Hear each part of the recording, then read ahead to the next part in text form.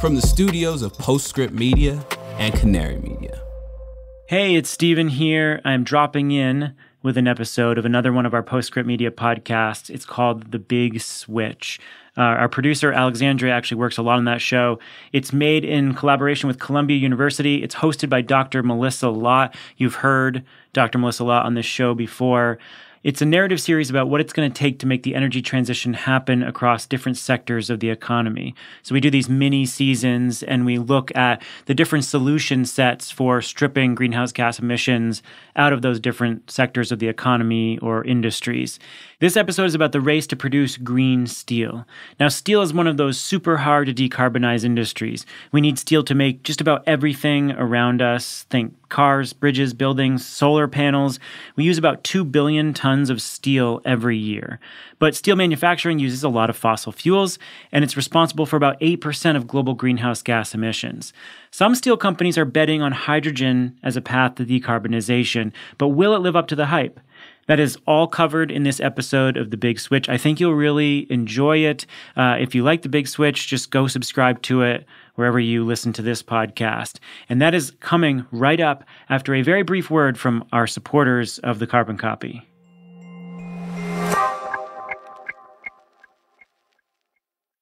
America's green banks are preparing to unleash a wave of capital for clean energy. The Greenhouse Gas Reduction Fund invests a historic $27 billion in projects nationwide. This could mobilize up to $150 billion of private capital for solar, storage, efficiency, and electrification in underserved communities. So how do we deploy those billions quickly, efficiently, and with the highest impact? On July 18th, Latitude Media and Banyan Infrastructure will host a virtual event exploring the on-the-ground realities of making America's green banks a success. Register for free by clicking the link in the show notes or go to latitudemedia.com/events. Clean energy and climate tech are policy-driven industries, and anyone working in this field touches local, state, and federal policy in a very real way. And that's why you should be listening to Political Climate, a podcast from Latitude Media and Boundary Stone Partners that delivers an insider's view on climate policy and politics. Every other week, co-hosts Julia Piper, Emily Domenech, and Brandon Hurlbut cover the nuances of government funding, regulations, backroom negotiations, and the election, of course. Political Climate is a show for people who want authentic conversations and strong opinions from voices across the political spectrum. Listen at latitudemedia.com or subscribe to the show anywhere you get your podcasts.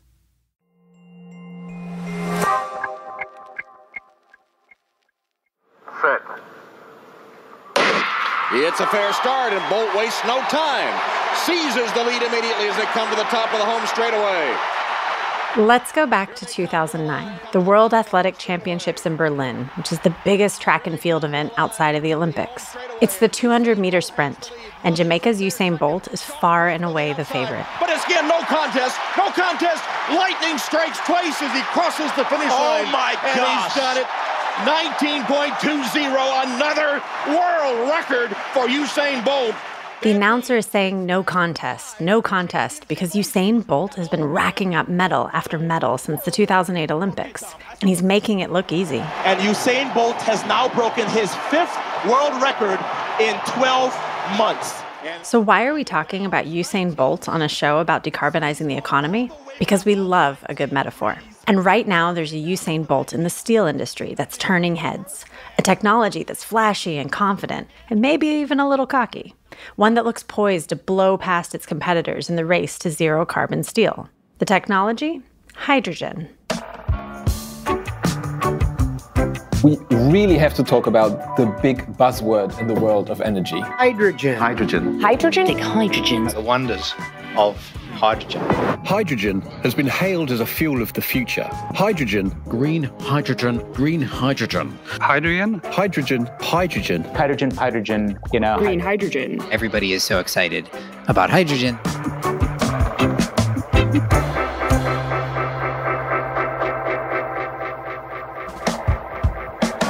This race to green zero-carbon steel is a really big deal. Cleaning up the steel industry would mean that we could cut global carbon pollution by 8%. That's more than the total greenhouse gas emissions from India. And some steel companies are betting big that hydrogen will be the one to pull it off. A lot of momentum has been built around hydrogen. But will it live up to the hype? This is The Big Switch. I'm Dr. Melissa Lott, and I'm the Director of Research at Columbia University's Center on Global Energy Policy, and I study the technologies and systems that power our world. Our lives are built around steel. Steel is the most important metal in the world because it is used in pretty much everything. And aside from cement, it's the most widely used and made material in the world. This is Julia Atwood. She works at a market research company called Bloomberg New Energy Finance. She's their head of advanced materials and spends a lot of her time on steel. It's the workhorse of the material world. Decarbonizing steel is also essential because we need it to decarbonize the world. Think about it. Solar panels, electric vehicles, even our power grid. Steel goes into everything we need to fight climate change. But here's the problem. Steel manufacturing uses a huge amount of fossil fuels today. The good news? Steel has a clear path to going green. It's not an easy path, but it's a straight one. Any conversation about decarbonizing an industry has to start with a basic question. How much of this material do we actually need? Julia says when it comes to steel, it's not as much as we think. There's just making everything with less steel. So that's making your tin cans a little bit thinner, making your cars a bit smaller. We can always find ways to use less, but Julia says that being more efficient with our steel isn't going to be enough. I don't think we're actually going to make a lot of things better, not enough to make a real difference. I think there you're thinking about like a 10 or 20% improvement. Which means that we need to drastically change the way we make steel to reduce carbon emissions to fight climate change. And we need to do it really fast. There are 4 key technologies in this race to green steel. 4 major competitors. The 2 that we all know about. You've got recycling, you've got carbon capture. And the 2 that almost nobody knows. You've got hydrogen, and then you have electrolysis. Recycling was the first competitor to enter the race.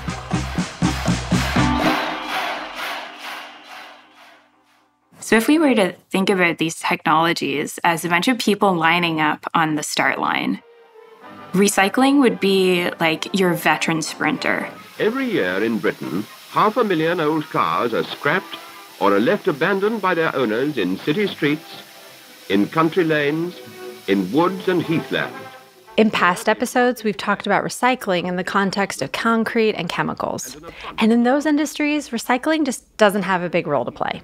It can help you a bit, but it's not out in front. In steel, it's really different. The man in the street may well ask why scrapping old cars should be such a problem. After all, he pays anything up to £1,000 or so for his new car, and its raw materials must surely have some scrap value. Well, they do. Steel is actually one of the best recycled materials in the world. Compared to plastics, where you're recycling maybe 10% of it, steel is like 80 or 90% recycled. That's because it's easy to identify. You can pull it out of a hunk of other scrap with a magnet, and then you just return it to the manufacturers. They're putting it in a furnace, turning it into recycled steel. Back in the day, recycling was a dirty process. You'd melt down the steel in these giant coal-fired furnaces. But nowadays, they can use these things called electric arc furnaces. And the great thing about them is that they can be powered with renewables. Electric arc furnaces can use intermittent power. So they're great if you just plug them into wind and solar, because you're making the steel in batches. But we need more steel than recycling can generate. We make about 2 billion tons of steel today, every year. We think by 2050, that's going to peak and level out at about 3 billion tons. We just don't have enough steel to meet the demand for more cars and more buildings and more transmission lines. So Julia says that this veteran sprinter probably won't be the one to get us to zero carbon steel. The guy who's been around, he's done all the big races, but maybe his best days are behind him. Which brings us to the next contender, carbon capture and storage, or CCS. The most controversial pick in the race, maybe someone who's been done for performance-enhancing drugs a few times, has brought everyone's hopes up and then been disappointed. About a decade ago, when concerns about climate change were ramping up, people started asking questions about carbon. Couldn't we just capture the CO2 coming out of the smokestacks in industry and coal-fired power plants and store it away somehow? Maybe we could lock it underground where it wouldn't escape. And they tried to use carbon capture and storage for something called clean coal. Clean coal technology is something that can make America energy independent. We can, we will. Clean coal, America's power. But this idea of clean coal hasn't really panned out. It has a bunch of really high-profile failures and cost overruns and shelved projects. The track record, I'm afraid, globally is overwhelmingly one of failure. Two things to know about carbon capture are that, one, the technology can work. It's been shown to work. And two, it's been nearly impossible for it to work profitably. Critics of CCS have also raised concerns that using this technology would mean that we're locking in fossil fuels, and also that the technology doesn't work everywhere in the world, which is why, so far, CCS just hasn't taken off. But many in the steel industry, as well as experts like Julia, believe that CCS could still play a role in cleaning up steel, because they think that the technology is a better fit for industry than it was for coal-fired power plants. So let's rewind back to 2015. At that time in the steel industry, CCS was still considered a frontrunner. But in Sweden, one steel company executive had an idea for a different solution, one that didn't require any fossil fuels.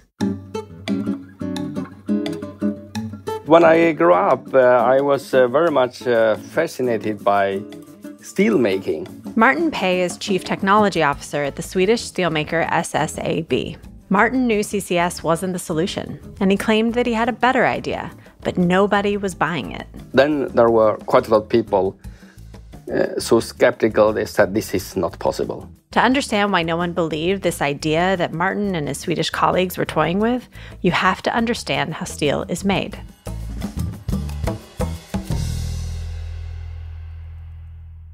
So when we talk about the process of making steel, can you help me to visualize what's involved and to understand where do the emissions come from in that whole process?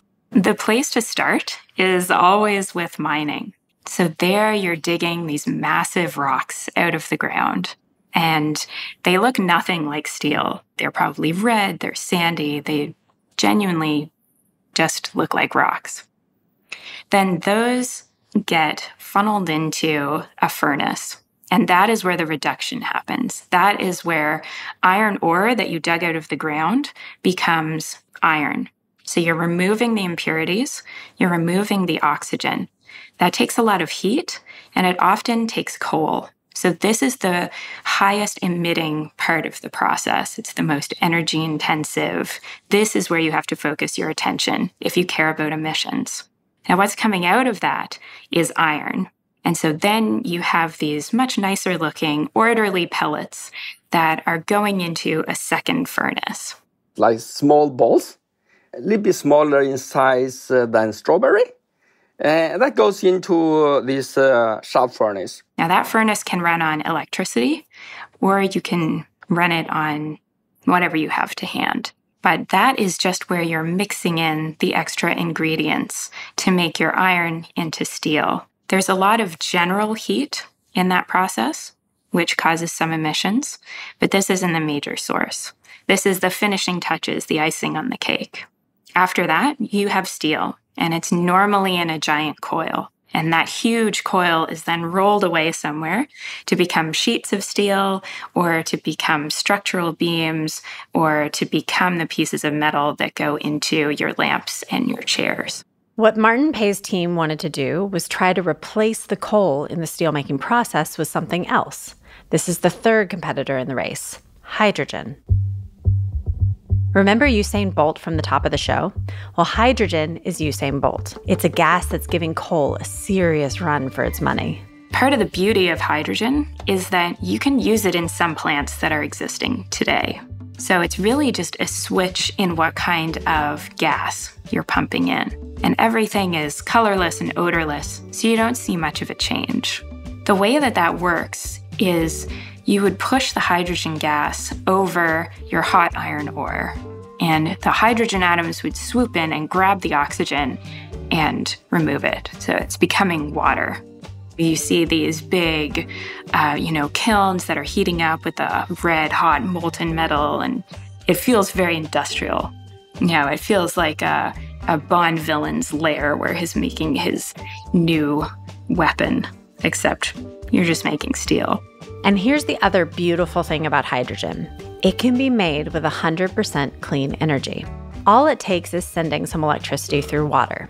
So picture this. Water is H2O. You shoot electricity through it, and you separate the H's and the O's, leaving you with hydrogen and oxygen. So if hydrogen is such a good replacement for coal, why are people so skeptical of Martin Pei and his team? Because that zero-carbon process of making hydrogen, so splitting apart that water with electricity, that takes a lot of energy.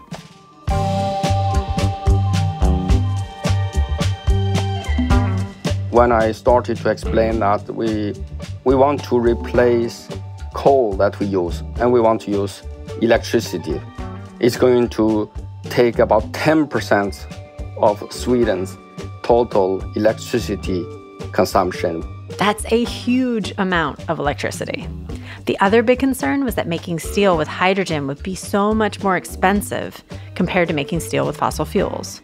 Because of those really big electricity requirements and high costs, the industry insiders thought that switching to hydrogen was absolutely bonkers. I heard that, these are your idealistic people from Scandinavia. You go ahead, and we don't believe you.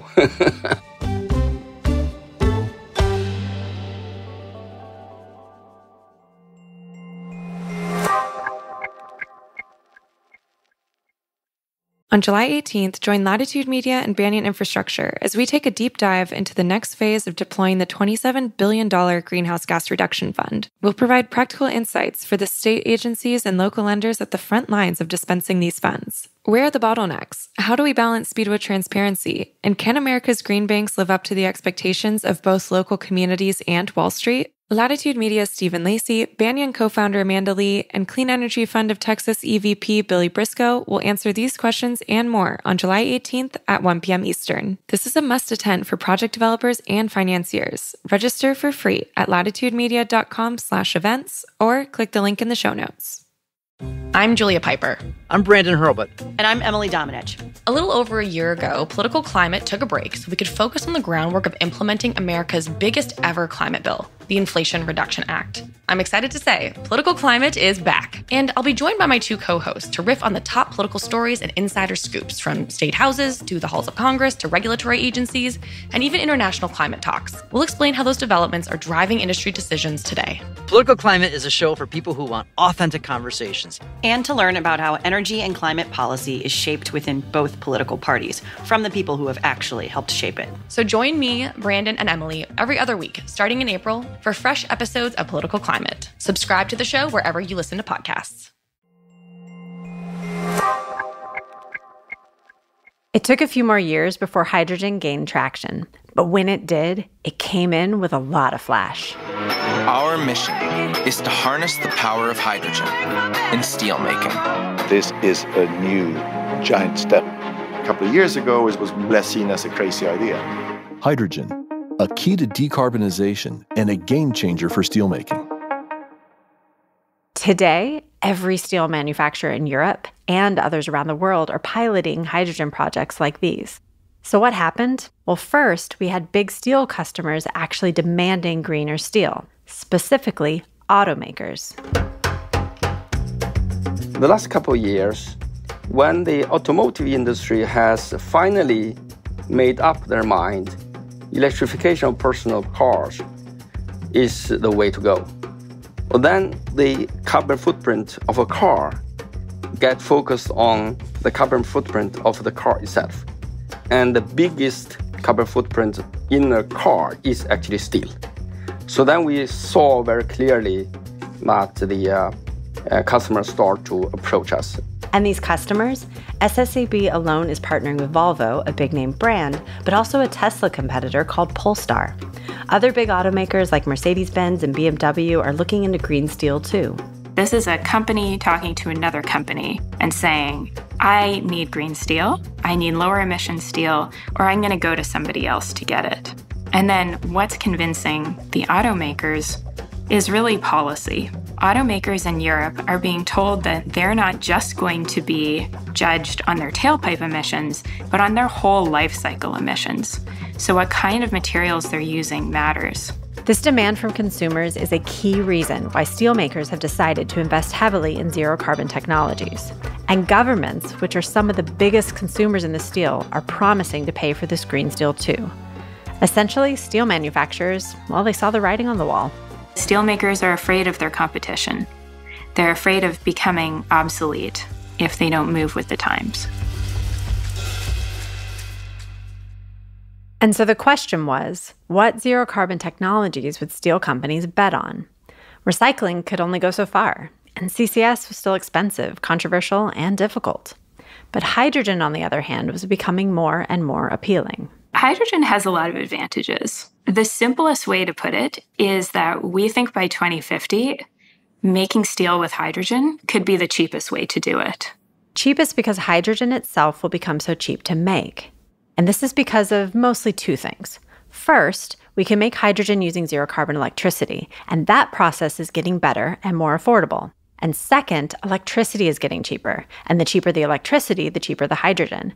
As we keep bringing on so many wind turbines and solar panels, we're seeing the cost of zero-carbon electricity drop. There's a chance that it could outcompete today's production just on cost, without needing subsidies, without even needing them to change some of their equipment. So could be really cheap.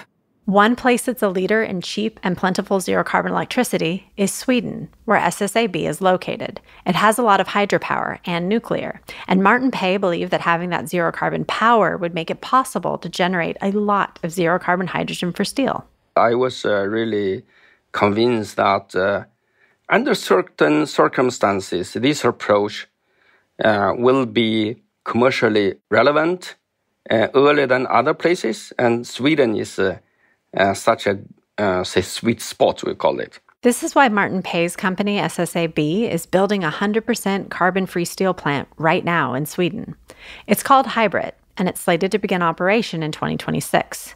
No surprise, they're going to be using hydrogen instead of coal.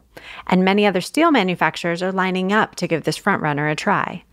The hope is that projects like Hybrid will show the rest of the world that hydrogen is the technology to use in steelmaking. Hydrogen is the Usain Bolt in this analogy. The greatest sprinter of all time. Flashy, everyone wants a piece of him, throwing kisses to the crowd. Everybody thinks the winner by far, obviously. With a flair for the dramatic, the reason why we close track and field meets around the world now is because they want this guy on your screen to have the last say. Will completely shift the steel industry. Is there no one on this planet, Tom Hammond, to challenge this young man? Or not. Because there's a fourth competitor, and he's right next to Usain Bolt.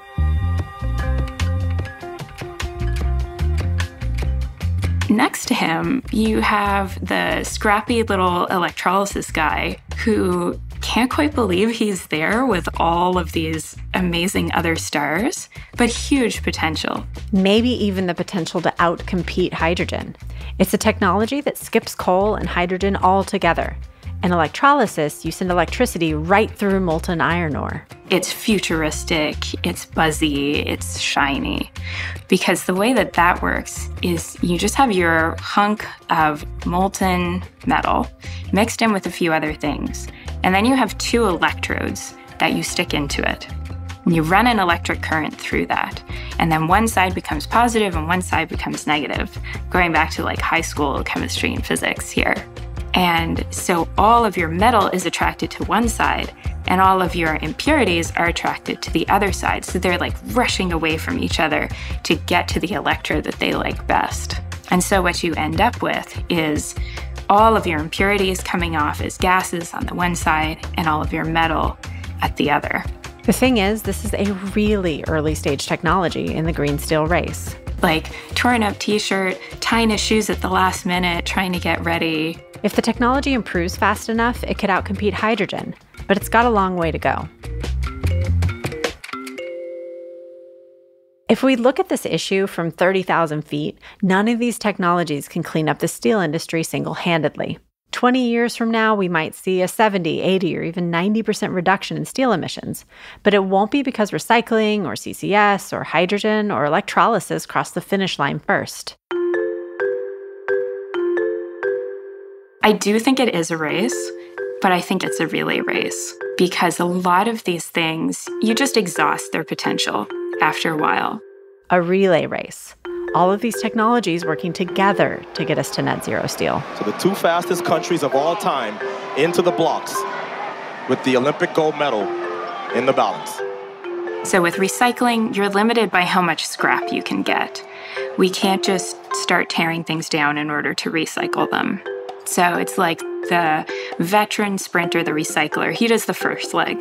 And there's the gun, Carter for Jamaica, Kimmins for the U.S. And that's what companies are doing. They're recycling more.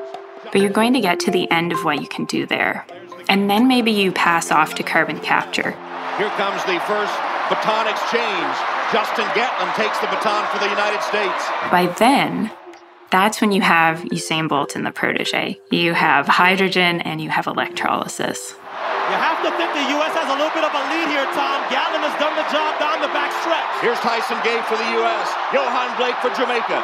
It's the U.S. and Jamaica right together. I don't envy the coach trying to figure out which one of them to put in last. Here come the anchors. It will be Usain Bolt against Ryan Bailey. Because when we are looking at these technologies, there's some instances where electrolysis is way better. There's some instances where hydrogen is way better. And right now, hydrogen, our technological Usain Bolt, is out in front. And here's Bolt and Bailey side by side through the home straightaway. And Bolt edges ahead. Bolt pulling away. Across the line, Jamaica, U.S. world record. So let's recap. Manufacturers are in a race to green steel. Why? Because customers are demanding it. Traditionally, to make steel, they would heat up iron ore to really hot temperatures, and they combine it with coal to turn it into iron. And this is where the vast majority of emissions come from in the steelmaking process, which means it's where we need to focus our efforts. So there are 4 options to get us there. 1, we can use less steel.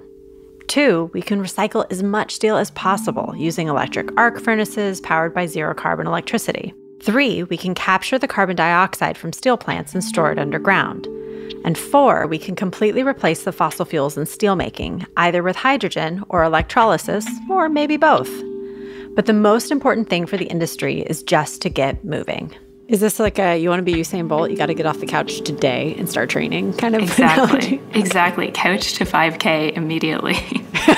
Yes.